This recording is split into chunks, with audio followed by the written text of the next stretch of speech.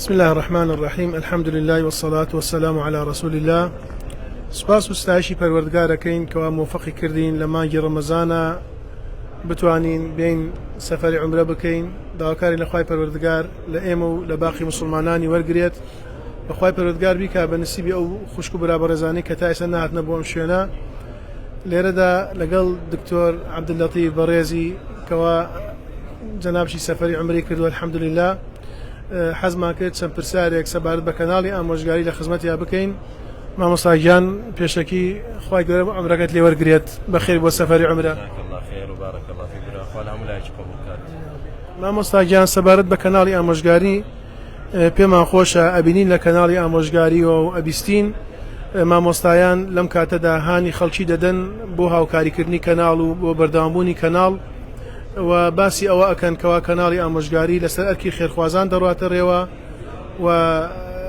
جگە لە خێرخوازان کەسانێکتر نییە کە پشتیوانی بن یاخود بودجەی تایبەتی بۆ دیاریکرابە لەلایەن حکوومەتەوە. پێمان خۆش بوو لێرەوە لە ماڵی خوای پەروەردگارەوە جوابی ئەو خەڵکە بدەیتەوە کەوا وایە ئایان پرسیارە. الحمد لله والصلاة والسلام على رسول الله. خوای گەورە تاعات و عیبادەتی هەموو لایەکمان قبول کات و نیەتمان خاڵص کات و بەردەوامیمان پێ ببەخشێت و لێمان ڕازی بێت. داواکارم لە خوای پەروەردگار شیفای نەخۆشی هەموو مسلمانان بدات و کاری هەموو لایەک ئاسام بکە و دڵی هەموو لایەک خۆش بکات. بەڵێ براکەم کەناڵی ئامۆژگاری سوپاس بۆ خوای پەروەردگار هەر لە سەرەتایدا مزراندنیەوە کەسانی خێرخواز، کەسانی ینی خواویست و خۆشەویست بۆ دینەکەی خوا هەڵسان بە دابینکردنی تەکالیفی و تا ماوەیەک الحەمدولله ئەنی چەند کەسانێکی بەڕێز خوا خێریان بنووسێ لەسەر ئەرچی خۆیان یارمەتی کەناڵی ئامۆژگاریان دەدا. دوای ئەوە سوپاس بە خوای پەروەردگار کە ئەوانیش نەیانتوانی بەردەوام بن، بەڵام تێگڕای مسلمانانی خێرخواز لە وڵاتی خۆمان الحەمدولله کەم تەرخێمیان نەکرد و دواوەی کە تێگەیشتن کەناڵی ئامۆژگاری فعلەن چرایەکە ڕووناکیەکە بۆ ماڵەکانمان و بە فەزڵ و کەڕەمی خوای پەروەردگار ئاینی پیرۆزی ئیسلامی ڕاستەقینە بڵاو دەکاتەوە. الحەمدولله خێرخوازان بەشدار بوون لە هاوکاریکردنی و هیچ حکوومەتێک و هیچ جیهەتێک لایەنێکی سیاسی حزبی هیچ کەسێک لە پشتی کەناڵەکە نییە. دوای فەزڵی خوای پەروەردگار تەنها کەسانی خێرخواز الحەمدولله لە وڵاتی خۆمان خوای گەورە ئەجریان بنووسێ و پاداشتێنداتەوە یا ڕەبی و بەردەوامیش بۆ کەناڵە ببەخشێ لەسەر بڵاوکردنەوەی ئاینی پیرۆزی ئیسلام بە حەق بەو شێوازەی کە لە قورئان و سونەت داهاتووە. بارەکە الله فیک. مامۆستا گیان بەڕاستی زۆری مسلمانان ئەبینین سوودێکی زۆر لە کەناڵی ئامۆژگاری بینیوە، چی لە رادیۆکان لە ڕێی سەوتیەوە بێت، چی لە مەڕئیەوە لە ڕێی کەناڵەکەەوە بێت. بەڕاستی جێ دڵخۆشی مسلمانانە، بەڵام ئەبینین لە کاتی مانگی ڕەمەزانە خەڵکانێک هەڵەسن بەناوی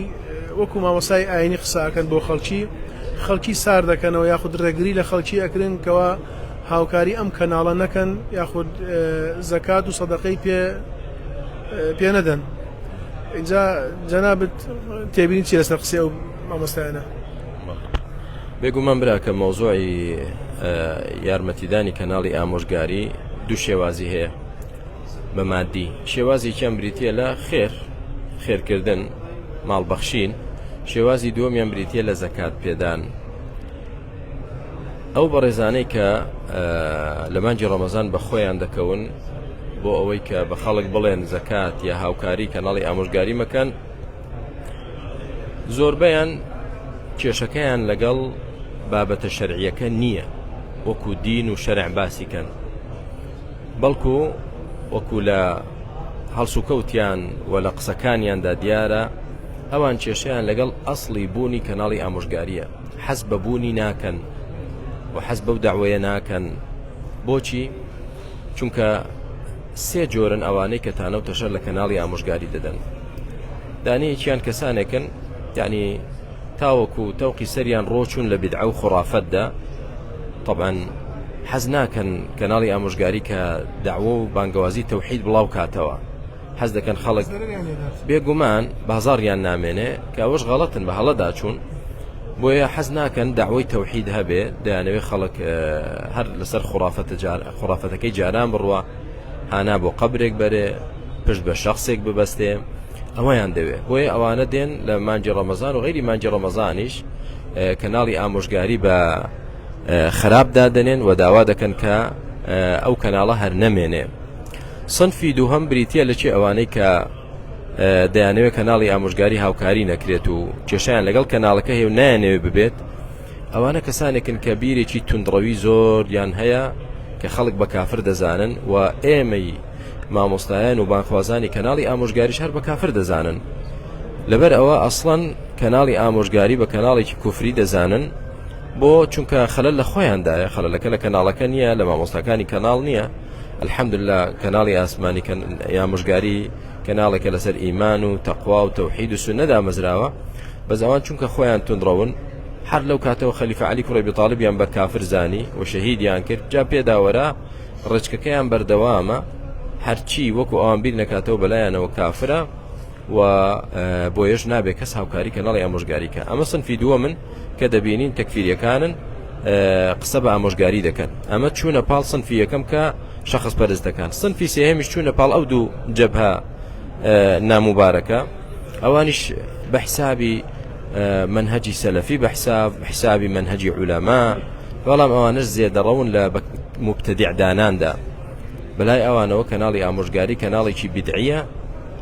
بدعە بڵاو دەکاتەوە و ئەوانی سەرپەرشتی دەکەن مبتەدیعن گومڕان سەر لە شێواون طبعا ما أنزل الله بها من سلطان قسەکەیە خەلەل لە خۆیانە دیسان کەسانێکن زێدەڕەون و کەسانێکن ناحاڵین لە دین مع الأسف و کەسانێکن کە هەشیانە لەو صنفی سێم هەشیانە حەقیقەتەکە دەزانێ يعني خوای گەورە بۆمان باسی جوولەکە دەکا لە فەرمی يعرفونه كما يعرفون أبناءهم چۆن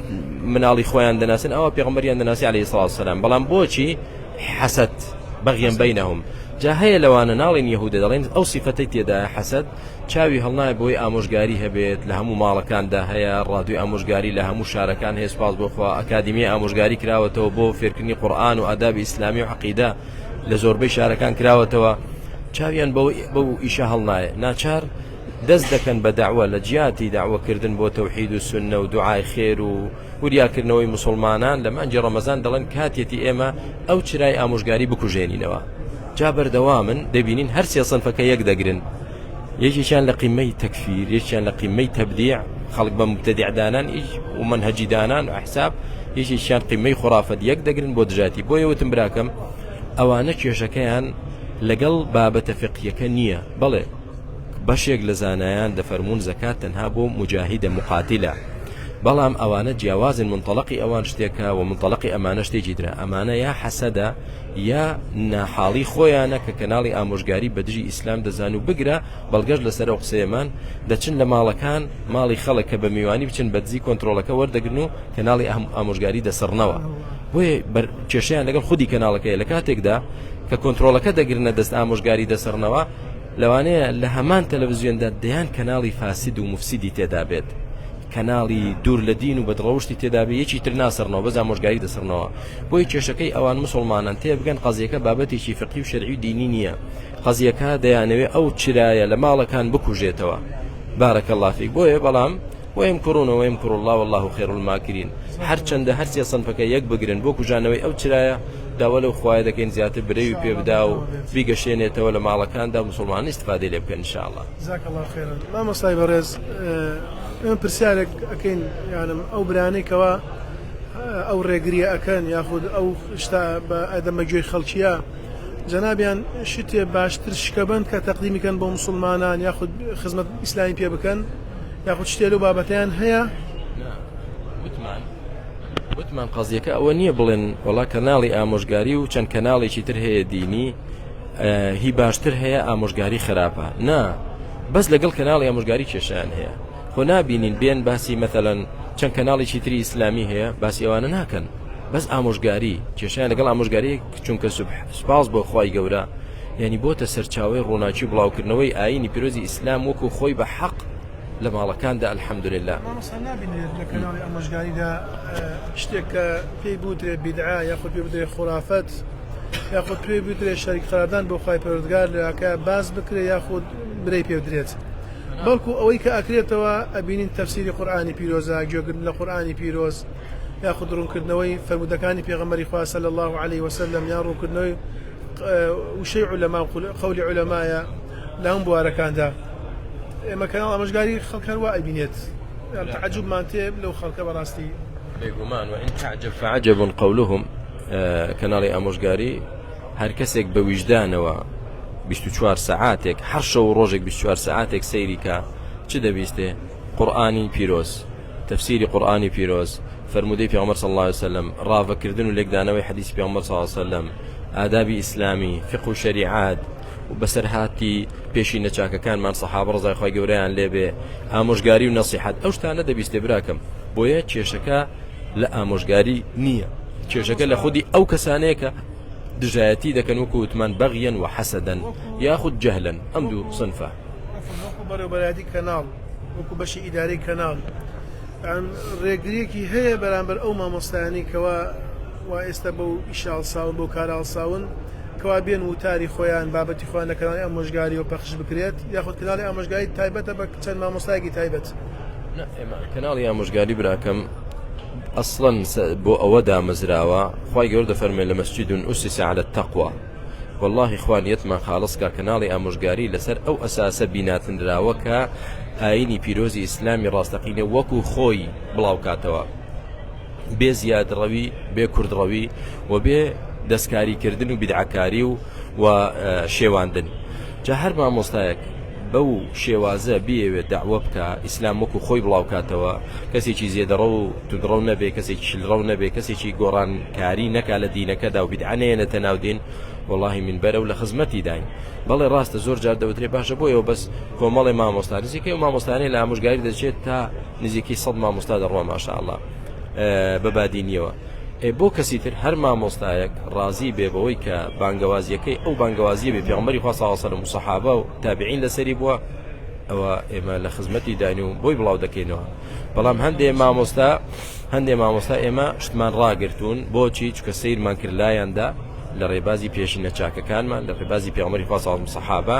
جابوون بە توندڕە و بوون بە کەسانی ناحەکیم یا شتەکەیان نەزانین و ناعیلمی تێدا ڕامان گرتووە